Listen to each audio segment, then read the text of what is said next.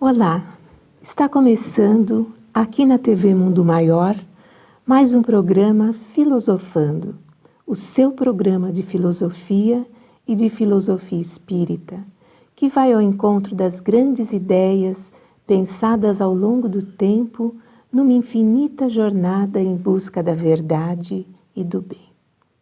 Você se interessa por artigos, biografias e vídeos sobre a matéria em questão? Pois bem, nós oferecemos farto material de estudos no portal www.filosofiaespírita.org. Lá você encontrará também 6 blogs de pesquisa, aulas e outros projetos importantes para o seu aprimoramento intelecto-moral. E não nos esquecemos de você, que possui restrições visuais. Nossas aulas são em áudio em português, com versão simultânea para o francês, pois realizamos semanalmente um trabalho conjunto com uma equipe de estudiosos na França. Hoje, daremos início a uma série de programas em que iremos abordar a missão do filósofo. Começaremos por Platão e Santo Agostinho. E ninguém melhor do que a professora Sônia Teodoro da Silva, fundadora do CEF, o Centro de Estudos Filosóficos Espíritas, para nos conduzir nesse estudo.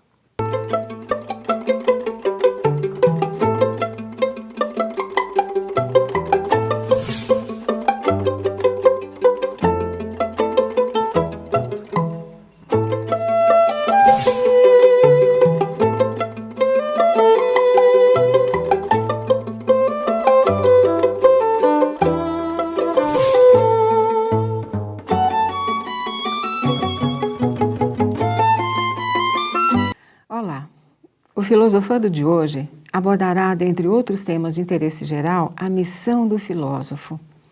E começamos com uma pergunta: o que faz o filósofo em meio a uma sociedade que vê no conhecimento a possibilidade de realização pessoal e profissional?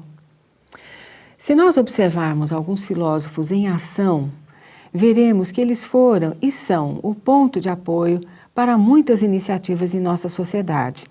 Na verdade, constituem as colunas que sustentam as estruturas da sociedade mundial, seja em que cultura o seu pensamento tenha sido conhecido, estudado e desenvolvido. Platão, Santo Agostinho, os psicanalistas Freud, Gustav Jung e o mitólogo Joseph Campbell são alguns dos principais elementos de desenvolvimento e do pensamento humano, dentre outros. Vamos começar por Platão, um dos precursores do pensamento cristão e do pensamento espírita. Aristócles era o seu nome verdadeiro. Foi um filósofo e matemático do período clássico da Grécia Antiga, autor de diversos diálogos filosóficos e fundador da academia em Atenas. Juntamente com Sócrates e seu discípulo Aristóteles, Platão ajudou a construir os alicerces da filosofia natural, da ciência e da filosofia ocidental. Platão revela na sua obra A República o que está em jogo na alegoria da caverna. Mostra que o conhecimento consiste em o ser humano ficar livre das correntes que o condenam à ignorância e desvenda que o problema do conhecimento, em última análise, confunde-se com o da educação. Segundo o filósofo, o homem deve caminhar desde a opinião até a ciência, educando-se gradualmente. No mundo sensível, os homens são como escravos presos numa caverna e obrigados a ver, no fundo dela, as sombras projetadas por um fogo que arde lá fora. Tomam essas sombras pela realidade, porque não conhecem a realidade verdadeira. De fato, trata-se de operar a passagem do mundo sensível, ilusório, ao mundo inteligível, um mundo do conhecimento. E este é um doloroso e difícil movimento de alforria. Desse modo, há uma ilusão constitutiva de nossa primeira abordagem do real. As sombras da caverna são essas aparências sobre a parede dos nossos sentidos. Deformamos o real porque apreendemos espontaneamente através das nossas impressões sensíveis, dos nossos desejos, das nossas paixões. dos nossos interesses, hábitos, em suma, através de tudo aquilo que nos confina nesse reino de ilusões, em que, impotentes para ver os objetos cujas sombras não passam de sombras, ignoramos que o são e as tomamos por realidade. Essa impotência está ligada à passividade do espírito, acostumado desde a infância a receber, sem exame crítico, muitas crenças falsas como verdadeiras. Fazemos uma pausa nessas explicações para perguntar a você: será que estaríamos vivendo um período assim? Um período no qual muitas crenças falaciosas, seja em que âmbito elas possam estar situadas, seja na política, nas culturas, nas religiões ou nas seitas, nas filosofias, nas crendices espiritualistas, são tidas como verdadeiras? O que você acha? Quais as observações que você faz no seu cotidiano? Segundo Platão, a educação consiste, desse modo, em fazer retornar o homem da consideração do mundo sensível à consideração do mundo do ser, e em conduzi-lo gradualmente a avistar o ponto mais alto do ser, que é o bem. O bem corresponde no mundo do ser ao que o sol é no mundo sensível. O sol torna as coisas visíveis com a sua luz e as faz nascer, crescer e alimentar-se. Assim, o bem não só torna cognoscíveis, ou seja, conhecidas as substâncias que constituem o mundo inteligível, mas lhes dá ainda o ser de que são dotadas. Cabe aqui uma explicação. Platão denomina de ser das coisas a essência das quais elas derivam, o mundo das ideias. Vamos abrir um parênteses aqui para explicar o que Platão considera o mundo sensível. Mundo sensível são as percepções dos sentidos, os instintos, tudo que envolve a vida na matéria.